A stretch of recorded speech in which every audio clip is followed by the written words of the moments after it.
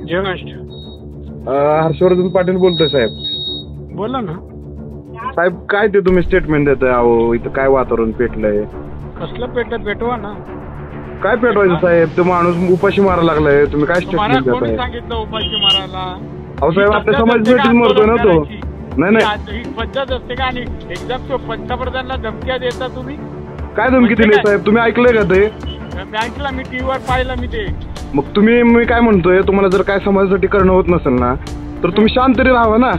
कशाला शांत राहा? तू कोण माझा ऍडवायझर आहे का रे? नाही नाही ऍडवायझर नाही मी एक सर्वसामान्य मराठी युवक आहे साहेब. अरे कसले मराठा आहे तुम्ही? तिच्या आईला असलं हा का लीडर होऊ शकतो काय मराठ्यांचा? अहो लीडर होऊ नाही होऊ, पण तो समाजाच्या भावना मानतोय ना. तुम्ही का तसं करताय? पण तो कुंडी करा, हे करा, हे काय कुंडी मारा. अहो साहेब ते तुम्ही स्वतः जाऊन तिथं बोलू शकता ना त्या गोष्टीला, किंवा त्यांना बोलून घ्या तुम्ही. पण तुम्ही असले स्टेटमेंट देऊन काय हे करताय सांगा बरं तुम्ही? करता नाही मी करता, आता करणार. आता बीजेपी मध्ये तू जास्त हे करतोय. अहो साहेब काय करायचं आम्हाला? बीजेपी शिवसेना आम्हाला देणं घेणं नाही हो साहेब. नाही नाही ऐकून घ्या. तू मोदीला अडवतोय ना, मी बघतो कसं काय. अहो साहेब बघा, ऐका ना साहेब, तो मोदीचा आणि बीजेपीचा विषय नाहीये, तो विषय आपल्या मराठा समाजाचा आहे.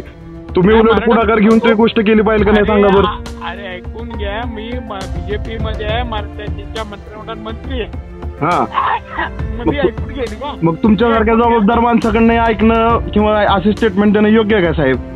मला योग्य वाटते ना, मी विचार करून दिली. ठीक आहे साहेब, मग आम्ही सगळे जे मराठी आहेत ना, की तुम्हाला सुद्धा आम्ही काय आमची ताकद आहे ना, हे आम्ही तुम्हाला निवडणुकीतून 100% दाखवून देतो साहेब.